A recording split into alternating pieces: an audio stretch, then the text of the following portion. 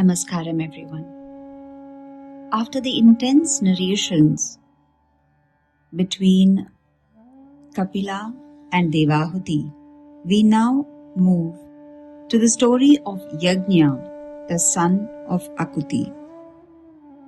Swayambhu Manu had 3 daughters and 2 sons. The sons were Priyavrata and Uttanapada. The same Uttanapada who was the father of Dhruva. Swayambhu Manu's 3 daughters were Akuti, Devahuti and Prasuti. Akuti was given by Manu to a Rishi by the name Ruchi, and this marriage was performed in accordance with the rule called Putrika Dharma. It's very interesting to understand what this rule is. When a man has only daughters and no sons, he gives away his daughter to a worthy man and says, I am giving you this maiden who has no brother. The son who is born to her must be your son as well as mine. Manu had 2 sons, and yet with a desire for another son, he performed Akuti's marriage in this manner. Ruchi was a great Rishi and an ardent devotee of Narayana. To him and Akuti were born 2 children, a son and a daughter. The son was Narayana himself, and he was named Yagnya, since he would be born as the personification of Yagnya itself. The daughter was named Dakshina and was the goddess Lakshmi. Manu was intensely pleased that the Lord himself had been born as his son and took him to his house. Dakshina stayed with Ruchi and Akuti. Yagnya then married Dakshina according to the religious rites. This marriage, though in our eyes appears to be that of a brother and sister, but by the very sankalpa that Manu had for this son of his daughter, this marriage is possible and prescribed in our scriptures. Dakshina stayed with Ruchi and Akuti. Yagnya then married Dakshina according to the religious rites. 12 sons were born to them. Each Manvantara, that is, every epoch of a Manu, has to have a Manu, Devas, Manuputras, Sureshwaras, Rishis, and an avatara of Narayana. In Swayambhu Manvantara, that is, during the time of Swayambhu Manu, 12 sons of Yagnya were the Sureshwaras, and the Rishis led by the Marichi were the 7 Rishis. Yagnya was the avatara of Narayana and also Indra. That is why in the Vishnu Sahasranama we say Yagnyo Yajnapatir Yajva Yagnyango Yajnavahanaha.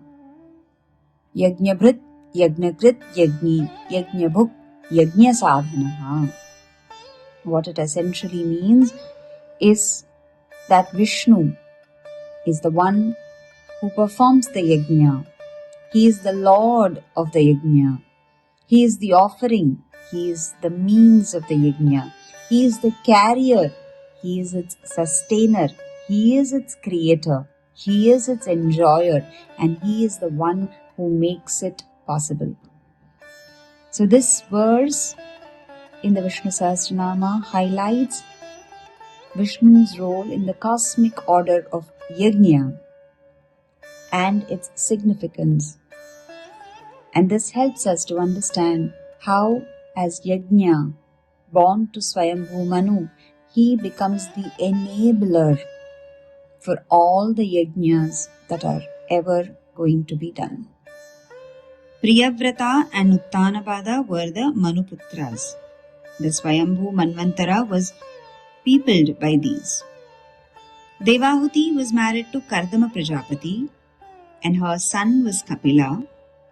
Her daughters were 9 whom we have seen in our earlier narrations. Kala, the eldest of them, was the wife of Marichi, and one of the sons was the great Kashyapa. Purnima was a daughter, and her daughter was Devakulya, who was later to be called as Ganga, Gangeya. The next daughter, Shraddha, who was married to Angiras, was the mother of Brihaspati. Havirbhu was the wife of Pulastya, and her son was Agastya. Vishravas was another son. The son of Vishravas was Kubera. The wife of Vishravas was Kaikesi, and she was the mother of Ravana, Kumbhakarna, and Vibhishana. Kratu's wife Kriya was the mother of the rishis by the name Valakilyas. Khyati, the wife of Bhrigu, had two sons. One of them was the father of Mrikandu, whose son was later known as Markandeya. Ushanas, who is better known as Kavi, was the son of Bhrigu. He was Shukra, the Acharya of the Asuras. Daksha Prajapati was married to Prasuti, the other daughter of Manu. They had 16 daughters. 13 of them were given to Dharma. One was given to Agni, one to the Pitras, and one to Lord Mahadeva. It might be an interesting exercise for you to draw the tree of the Rishis, the Rishi Patnis, and the Rishi Putras, and the Rishi Putris, to help understand the tree of our seers, of our ancestors in a better way. Hari Om.